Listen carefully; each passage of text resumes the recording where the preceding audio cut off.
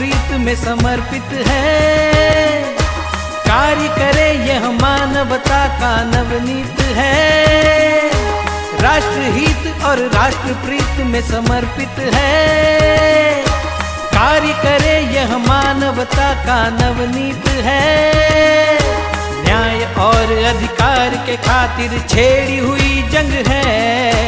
हर मुश्किल में खड़ा हमेशा जन जन के संग है। यह सामाजिक कल्याण एवं मानव संरक्षण संघ है। यह सामाजिक कल्याण एवं मानव संरक्षण संघ है।